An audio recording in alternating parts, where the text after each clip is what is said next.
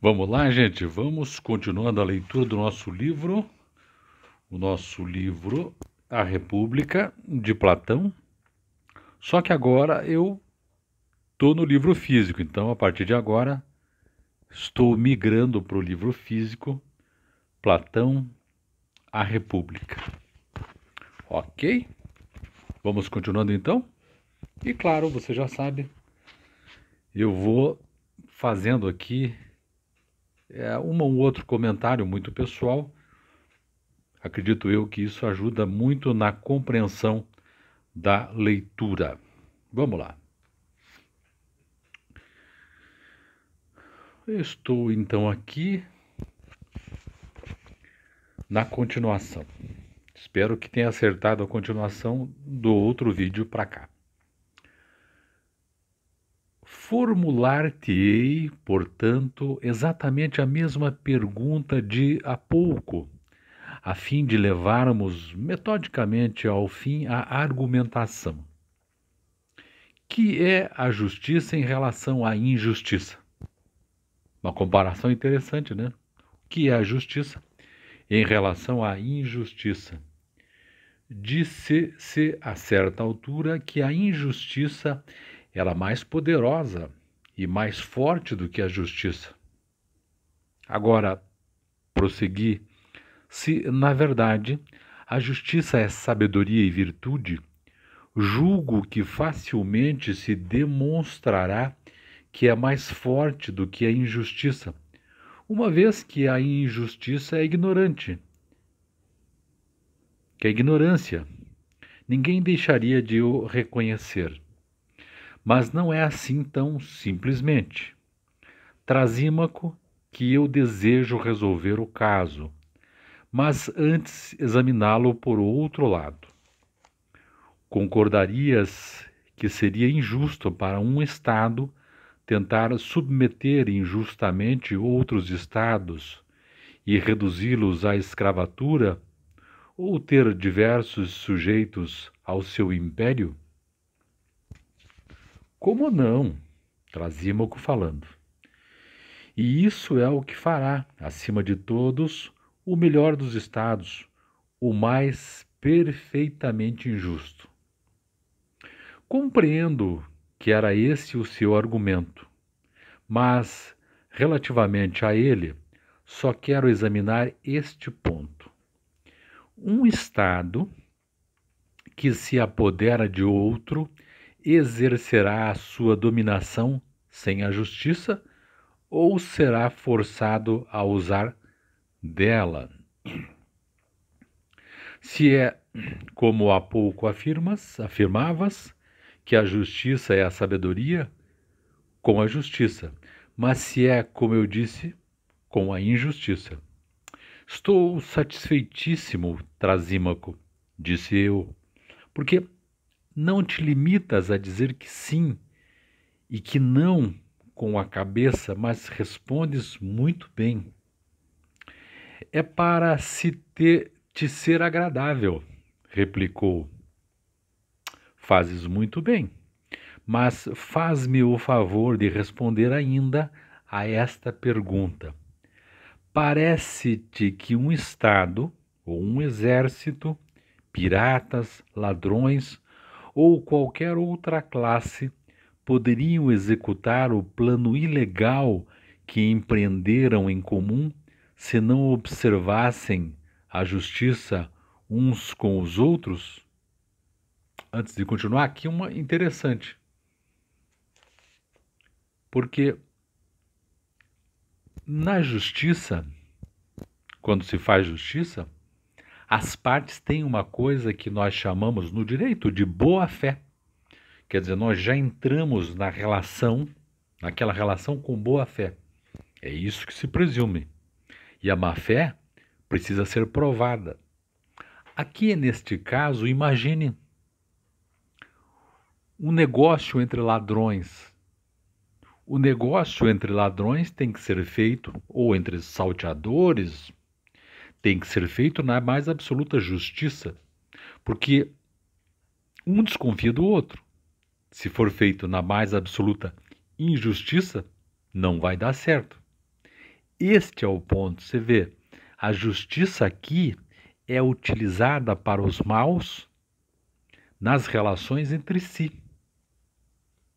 Nada mais justo, não é? Vamos ver se a gente tira mais informações aqui. Certamente, então aquela pergunta, né? Se não observassem a justiça uns com os outros, não é, a respeito das pessoas más, ele diz, certamente que não, respondeu. E se a observassem, não seria melhor? Absolutamente. De certo, Trasímaco, é porque a injustiça produz nuns e noutros as revoltas, os ódios, as contendas, ao passo que a justiça gera a concórdia e a amizade, não é assim? É porque na questão da justiça está embutida a boa-fé. Na injustiça está a má-fé. Né? Claro, estou fazendo uma comparação bastante generalizada e por cima.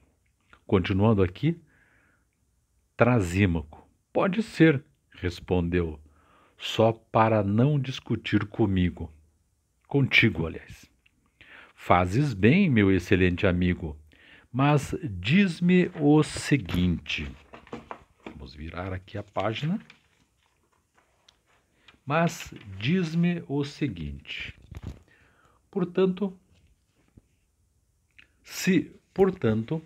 é este o resultado da injustiça, o de causar o ódio, onde quer que surja, quando ela se formar entre homens livres e escravos, não fará também com que se odeiem uns aos outros, com que se revoltem e fiquem incapazes de empreender qualquer coisa em comum? Isto é, tirando do âmbito dos salteadores, dos ladrões, quando o negócio, quando tenha que se aplicar entre pessoas comuns, aqui, a injustiça, não é natural que as pessoas também carreguem, por conta da injustiça, contendas, ódios. Ele disse precisamente. E, continuando, e se originar entre duas pessoas, não ficarão divididas, rancorosas e adversárias uma da outra e dos que são justos? Ficarão, respondeu. E se a injustiça, meu espantoso amigo, se originar numa só pessoa, com certeza não perderá a sua própria força ou mantê-la-á tal qual? Que a mantenha tal qual. Vamos continuando aqui para mais um pequeno episódio para a gente ir adiante. Portanto, a injustiça parece ter uma força tal em qualquer entidade em que se origine, quer seja um estado qualquer, nação, exército ou qualquer outra coisa que, em primeiro lugar, a incapacita de atuar de acordo consigo mesma, devido às dissensões e discordâncias. E, além disso, tornam-na inimiga de si mesma e de todos os que lhe são contrários e que são justos. Não é assim? E eu lembro algum episódio que eu li, mas isso a gente observa na vida de ordinário, que a relação, como eu já falei antes, que a relação entre ladrões, entre malfeitores, se faz quase sempre na desconfiança. Desconfiança é essa de que essas relações estejam sendo feitas de forma injusta. Então, a relação entre salteadores, entre ladrões, é movida pela mais absoluta má-fé. É o medo de ser enganado pelo outro. E a gente vê muito isso na nossa vida ordinária, é só abrir os jornais, quando essas gangues, às vezes o crime organizado, ele se abre, é porque alguém foi desonesto dentro do grupo. É porque alguém foi injusto com o grupo. Não é? Continuando.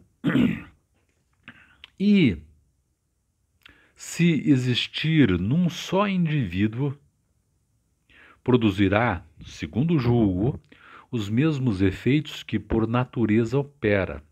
Em primeiro lugar, torná-lo-á incapaz de atuar, por suscitar a revolta e a discórdia em si mesmo. Seguidamente, fazendo dele inimigo de si mesmo e dos justos. Não é verdade? Aqui mais ou menos aquela ideia de que se você soltar um injusto no meio de justos, os justos ficarão desconfiados também em relação ao injusto. Sim. E os deuses, meu amigo, são também justos? Certamente. Seja, respondeu. Logo, o injusto será também odioso aos deuses, Trasímaco, e o justo será seu amigo, porque se comporta mal. Porque os deuses imaginam, deuses com D minúsculo, né? Nós estamos falando de uma obra aqui do Platão. Esses deuses imaginam que as relações entre eles e os seres humanos sejam feitas na mais absoluta boa-fé, portanto carregada de justiça também. Então ele leva esse assunto no sentido de que os deuses também ficariam desconfiados com relação à injustiça. Continuando, ele, banqueteia-te à vontade com a tua argumentação, disse ele, Trasímaco, né?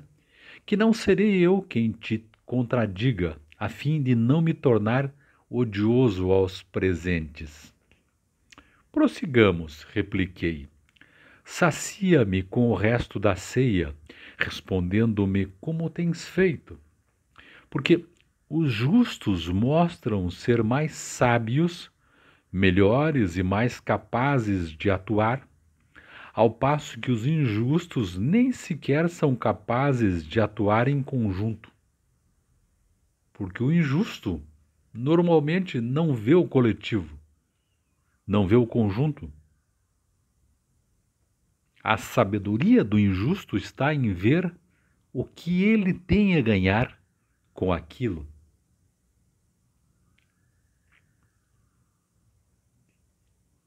Mas, se dissermos injustos àqueles que alguma vez levaram a cabo solidamente uma empresa em comum, estamos fazendo uma afirmação que de modo algum é verdadeira, pois não se poupariam uns aos outros se fossem totalmente injustos.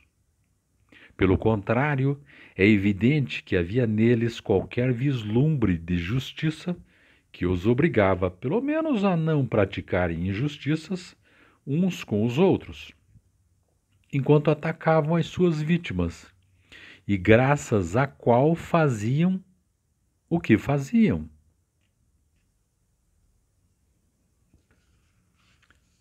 E, ao lançarem-se em atos injustos, eram em parte maus na sua injustiça, uma vez que os que são completamente maus e inteiramente injustos são também inteiramente incapazes de atuar.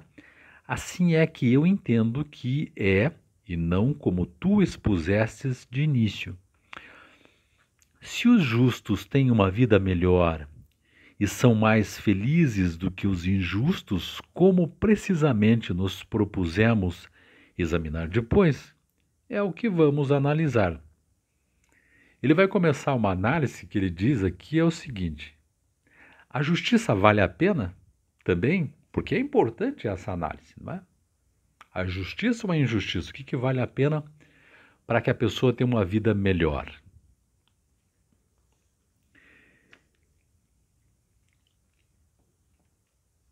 É, portanto, desde já, evidente que o são, em meu entender, em consequência do que nós dissemos. Ele já coloca uma proposição inicial dizendo que ele acredita que os justos têm uma vida melhor. Seja como for, é melhor examinar a questão, porquanto a discussão não é a deriva, mas sobre a regra de vida que devemos adaptar. Examina, então. Vou examinar. Ora, diz-me, parece-te que há uma função própria do cavalo? É uma pergunta, né? Porque ele tá fazendo comparações, né? E ele já comparou com o cavalo, com um marinheiro, né, em alto mar. E ele pergunta, há uma função própria do cavalo? O que o cavalo faz na natureza? Ele diz certamente que há uma função própria do cavalo. E ele dizendo, aceitarias, portanto, que a função do cavalo ou de qualquer outro animal é aquela que se pode exercer por meio daquele animal unicamente? Ou, pelo menos, com mais perfeição? Ele diz, o que o cavalo faz pode ser só feito por ele ou outro animal pode fazer com a mesma perfeição? Trazimo que eu disse, não compreendo, objetou. Mas vejamos de outra maneira, então. É possível ver com outra coisa que não sejam os olhos? Trazimo que eu disse, sem dúvida que não. Não dá para ver com outra coisa senão os olhos. Vamos examinar aqui. Você consegue, com as suas mãos, tatear, mas você não consegue enxergar. Enxergar é uma função típica do olho e única do olho. Trasímaco concorda, diz sem dúvida que não.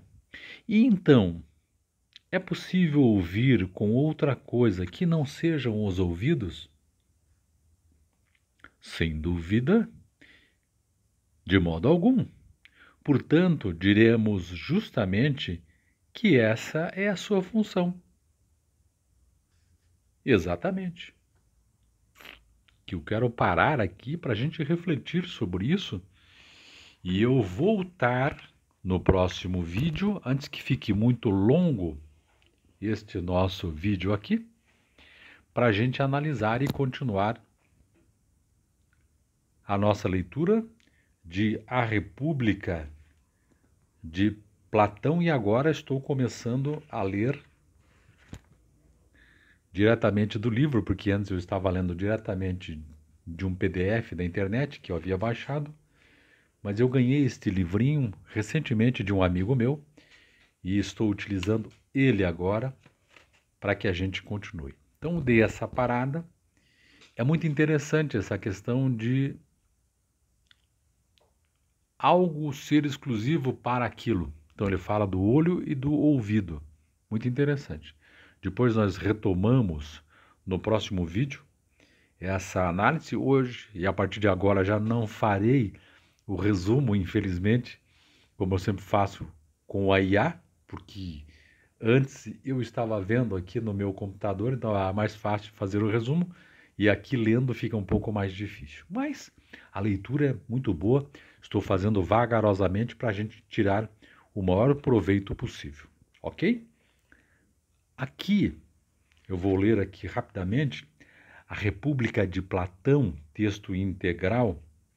Autor de vasta obra filosófica, Platão preocupou-se com o conhecimento das verdades essenciais que determinam a realidade e, a partir disso, estabeleceu os princípios éticos que devem nortear o mundo social. A República é uma das obras-primas de Platão. Nela, o filósofo expõe suas ideias políticas, filosóficas, estéticas e também jurídicas. Aqui, no A República, e nós logo veremos isso, se encontra a alegoria da caverna. Lembra-se? uma das mais belas passagens de toda a obra de Platão. O filósofo imaginou um estado ideal, sustentado no conceito de justiça, cuja leitura, República, é obrigatória para você entender um pouco mais este mundo, vasto mundo em que nós vivemos, ok? Então, volto logo mais com o próximo vídeo. Não gosto e não quero que fique tão longo assim, 20 minutos está muito bom. Se você gostou, deixe seu comentário, seu like. Em breve volto fazendo a leitura e pontuações. Acredito que assim fique bem bacana essa leitura, ok? Muito obrigado, um abraço, até mais e até o próximo vídeo.